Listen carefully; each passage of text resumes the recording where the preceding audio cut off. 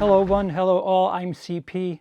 Welcome to this WILIscredia Rewind edition of The Chaser. The Chaser was released in 2008 in Korea and was directed by Na Hong-jin, also the director for 2016's The Wailing, and is a crime, thriller, horror, neo-noir, all of the above.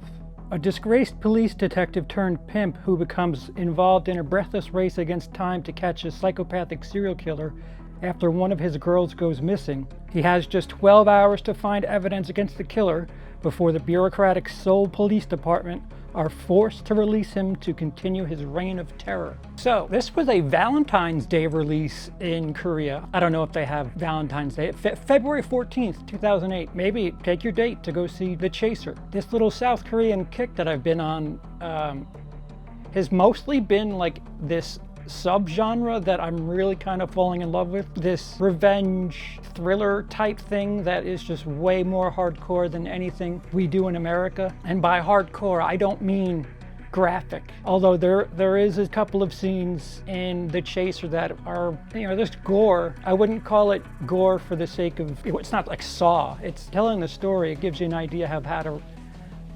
respect the villain, and it's really fun being an audience member for this movie because we're a little ahead of everybody. The main character, Jung-ho, he's a bit of a shit. He's a pimp, although they call it guardian. I don't know if that's the subtitles or what, but you're not going to be flexing too much over here if you call yourself a guardian. So anyway, Jung-ho, who is a pimp, guardian, whatever, he notices that is there a better, do they use a different word than hoes? Bitches? His cavalry of late night sex workers starts spreading thin, and he thinks that they're getting sold. Thinks of his women as property and just items to bring money in.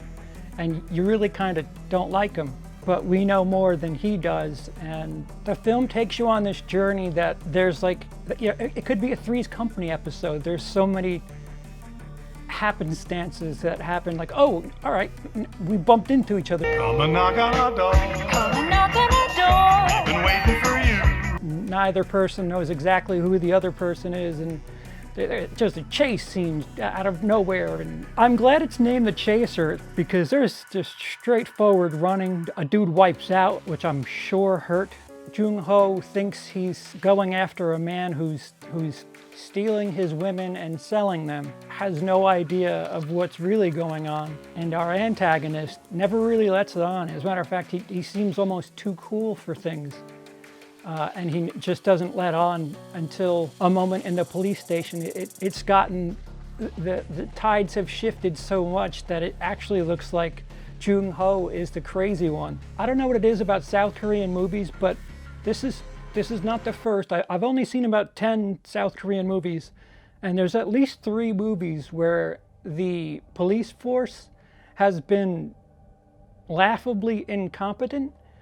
I don't know if that's like a thing in South Korea. Like, is that like a big thing that it's present in movies like that? Is that just a Korean movie trope? Just like, if you were to only watch slashers, you'd think that parents are idiots. So without spoiling much of the movie, which is hard, it's really hard. Jung-ho is chasing his at least one of his ladies of the night, and she happens to have a daughter, and he goes to check up on the kid, and slowly but surely we start to see a human being there. The one thing that I like about South Korean movies, they don't lean on music to influence emotions so much. I mean, it's there. It's just not so heavy like America. Like here's the high strings to let you know that you're supposed to feel happy. It's just nice to see bonding and feel the experience without having the music tell me, feel this, feel this, feel this. It's because these movies are so raw and real that the turns it takes is stuff that I don't think you could ever get out of an American movie. I don't think you can get the ending of The Chaser. You cannot remake The Chaser in America and do the same ending. I just don't think you can get away with that. You can imply something. You can't show us what they showed us. And it's a fantastic movie. It's I would call it along the lines of something like Seven, Zodiac, films like that, but with this South Korean twist. They do vengeance real well. I don't know how else to put it, but I'm quite excited to keep going on this South Korean journey. The Chaser easily is one of my favorite movies that I've watched from South Korea. And I don't know, it would go high on my list for 2008, right below Dark Knight. It's just so frustrating, and it gets your blood pumping when Jung-ho is trying to catch up and you know, align with Mi-jin, and she's out of the house, she's looking for help, and he's in the area trying to find her, and it really gets your blood pumping, and you're just anxious to hell. And then of course they go and drop that supermarket scene on you, and that's not the way movies work. You're supposed to give us something happy to end with, and you just left our happiness on the floor of the supermarket there. Now what are we gonna do? So much credit for doing shit like that, and you have to settle for vengeance. So you're just left empty. And it's almost like this consolation prize, this consolation ending. It's just so dead on. It's so ballsy. It's just not enough. Sometimes movies are movies, and sometimes life just not enough happens. And for every time you watch a movie and say, "Wow, that was real," that's not how a movie would play out. I say that tenfold for The Chaser. Well-made film. Again, if you're asking me, a lot of people really like The Wailing from 2016, which I have seen. I much prefer Chaser, and nothing really jumps out to me as far as technically speaking is concerned.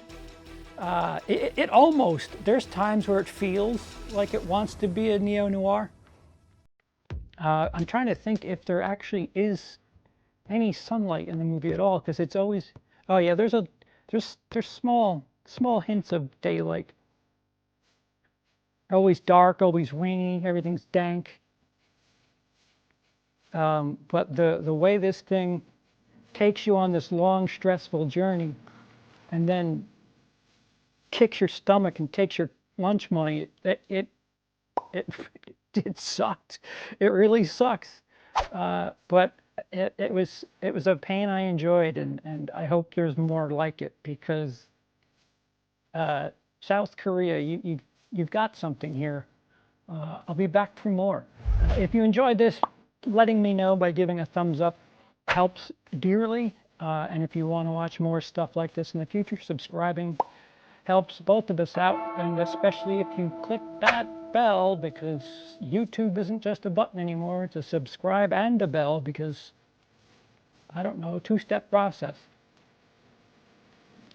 Be sure to look out for my Korean films ranked, my first 10 Korean films that I watched, top to bottom, bottom to top, 10 to 1. That'll be coming soon, and that'll do it here for this little quickie. I've been CP, you haven't. Have a day.